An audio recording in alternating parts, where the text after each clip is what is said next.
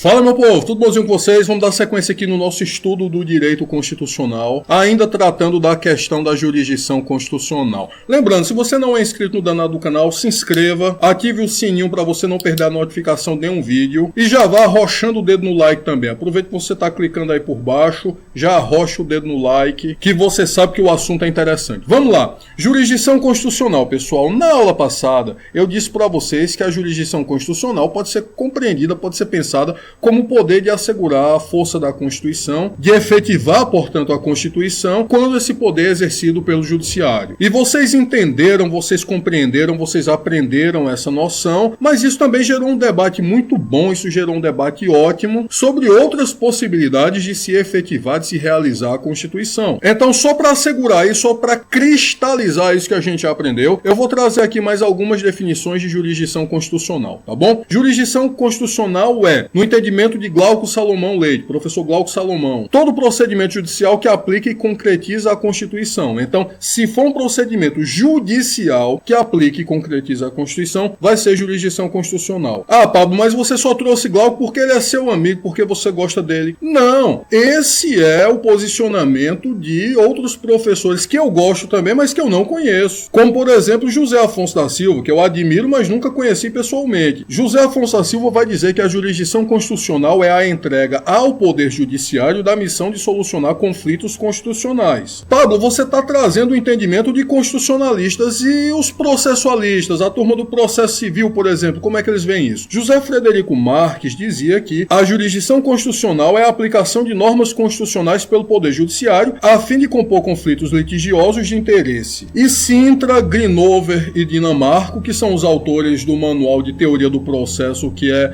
utilizada em 10 faculdades de direito do Brasil, então está em todas as bibliografias do Brasil, eles vão dizer que a jurisdição constitucional compreende, por sua vez, o controle judiciário da constitucionalidade das leis e dos atos de administração, bem como a denominada jurisdição constitucional das liberdades, com o uso dos remédios constitucionais processuais, que são habeas corpus, mandado de segurança, mandado de injunção, habeas data e ação popular. Então vocês veem que todas essas definições, elas têm um ponto em comum, elas têm um foco em comum, que é a aplicação da Constituição pelo Judiciário. E algumas dessas definições vão fazer menção específica ao controle de constitucionalidade e aos direitos e garantias fundamentais. E aí eu lembro a vocês, pessoal, que a jurisdição constitucional, ela nasce muito ligada, ela nasce muito vinculada ao controle de constitucionalidade. E a gente vai voltar a isso daqui a pouquinho, tá certo? Antes de passar para esse tema, eu só preciso lembrar que não é só o Judiciário quem concretiza a Constituição. Então o Poder Legislativo também pode concretizar a Constituição, pode realizar a Constituição, o Poder Executivo também, nós, enquanto sociedade civil, também, mas convenhamos, nesse caso nós não estamos exercendo a função jurisdicional. A função jurisdicional é típica do Poder Judiciário. Tá bom? Tudo certinho? Então vamos dar sequência. Aliás, vale até a pena relembrar que nós temos vários constitucionalistas que têm teses célebres nesse sentido. Então a gente tem o Pablo Lucas Verdu, que fala no sentimento constitucional. Nós temos o Conrad Hess, que vai falar na força normativa da Constituição. Nós temos o Peter Haberle, que vai falar na sociedade aberta dos intérpretes da Constituição. Então todos esses autores, de uma forma ou de outra, vão atribuir um grande valor ao papel da sociedade civil na efetivação da Constituição. Mas nós vamos discutir isso agora? Não. Agora nós vamos falar da jurisdição constitucional. Nós estamos preocupados com o papel do judiciário. Tá bom? Então vamos dar sequência nesse negócio. Eu disse a vocês que a jurisdição constitucional nasce relacionada ao controle de constitucionalidade. E a gente viu também naquelas definições que alguns autores fazem questão de mencionar garantias fundamentais, direitos fundamentais, etc. Tá, se a jurisdição constitucional nasce relacionada ao controle de constitucionalidade, qual sua relação com os direitos fundamentais? E aqui, pessoal, vem uma questão muito interessante decorrente da própria transformação da noção de Constituição. Vale lembrar que em sua origem, a Constituição era aquela lei que dava a estrutura básica do Estado. Então essa era a função básica da Constituição, estruturar o Estado. Com o passar do tempo, os direitos fundamentais vão ganhando grande importância e a Constituição, que continua tendo essa função de estruturar o Estado, organizar o Estado, passa a estar ligada a essa ideia de direitos fundamentais e ganha, inclusive, muito prestígio por conta disso. Então vamos lá, vamos dar sequência. Eu trago para vocês aqui uma citação do professor Gustavo Ferreira Santos. A gente vai falar dele no futuro,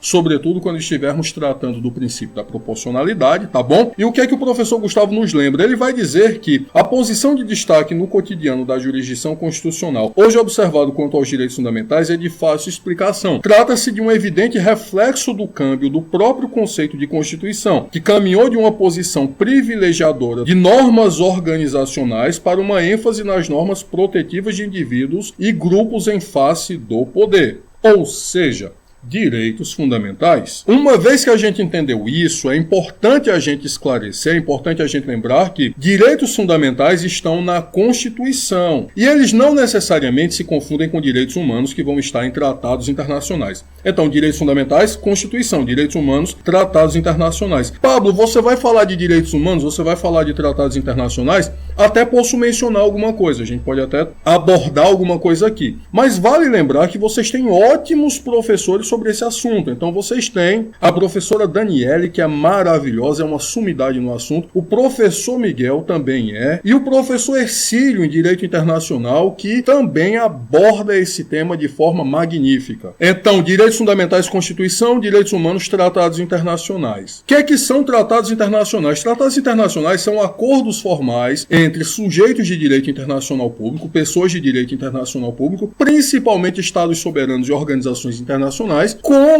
com o objetivo de produzir norma jurídica. Então pensa que eu e você, nós não podemos celebrar um contrato, eu e você, e a gente não tem até aquela frase de efeito, o contrato gera lei entre as partes. Pronto. Agora imagina um Estado soberano celebrando um contrato, entre aspas, com outro Estado soberano, e o tema desse contrato é positivar direitos para as pessoas humanas. Pronto, você já tem uma noção do que é um tratado de direitos humanos. Lembrando sempre que o nosso foco aqui está nos direitos fundamentais, está na Constituição. Não que os tratados de direitos humanos não sejam importantes, são importantíssimos, mas o nosso foco aqui é nos direitos fundamentais. Pablo, a jurisdição constitucional também pode efetivar tratados de direitos humanos que o Brasil seja signatário? Claro que pode. E a gente até vai mencionar alguma coisa a respeito, mas lembrando sempre, esse não é o nosso foco principal. É um assunto importantíssimo, mas não é o nosso foco principal. Tá bom? Vamos seguir.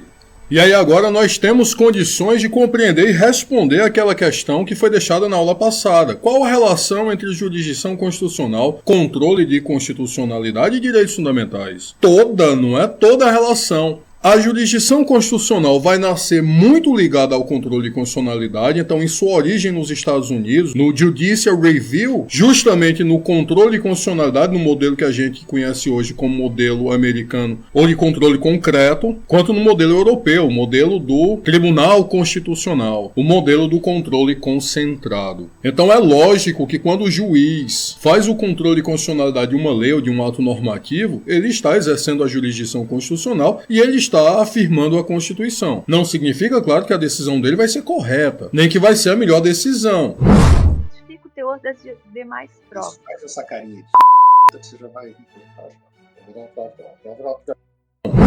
Mas ele pretende estar afirmando a Constituição. E com os direitos fundamentais da mesma forma. Sempre que um direito fundamental é afirmado em um processo, a Constituição também está sendo afirmada. A Constituição está sendo efetivada, pelo menos em tese, pelo menos na teoria. Então, tanto os direitos quanto as garantias fundamentais são muito importantes e estão na fundação da jurisdição constitucional contemporânea. A jurisdição constitucional é apenas isso? Não. Ela vai compreender toda uma série de ações que são relacionadas à Constituição. Então você pensa, por exemplo, num processo que diga respeito a um conflito de competência entre entes federativos. Então, sei lá, um conflito de competência entre o município e a União, ou entre Estado e município, ou entre Estado e União. Se esse conflito é submetido à apreciação do Judiciário, nós temos, claro, como falar em jurisdição constitucional. Mas o nosso foco aqui vai estar muito mais no controle de constitucionalidade das leis e nos direitos fundamentais. Eu falei mais mais cedo, vocês devem lembrar, em direitos e garantias fundamentais. Qual a diferença? Existe diferença? Sim. Vamos pensar, por exemplo, no artigo 5º da nossa Constituição, que vai dizer que todos são iguais perante a lei, sem distinção de qualquer natureza, garantindo-se aos brasileiros e aos estrangeiros residentes no país a inviolabilidade do direito à vida, à liberdade, à igualdade, à segurança e à propriedade, nos termos que se seguem, aí vem aquele monte de incisos. Olha que o caput do artigo 5º já fala em direitos e já fala em garantindo. Pessoal, sempre que a gente falar em direito, a gente vai estar falando em uma norma que declara a existência de um interesse, ou seja, uma norma declaratória. Então, se eu digo que todos têm o direito à vida, todos têm o direito à liberdade, todos têm o direito à igualdade, todos têm o direito à segurança, todos têm o direito à propriedade, eu estou declarando direitos. Tá, mas eu dizer que todos têm o direito à liberdade não significa necessariamente que todos serão livres, não é verdade? E é precisamente aí que entram as garantias. Garantias são normas que asseguram o exercício desse interesse, que asseguram o exercício desse direito. Ou seja, não são normas meramente declarativas, são normas que asseguram, são normas assecuratórias. E qual seria uma garantia desse direito à liberdade? O habeas corpus, por exemplo. Então é isso, pessoal. Espero sinceramente que vocês estejam gostando. Beijo no coração e vamos dar sequência nos nossos estudos, aprendendo direito constitucional, estudando direito constitucional, bom danado. Beijo e até a próxima.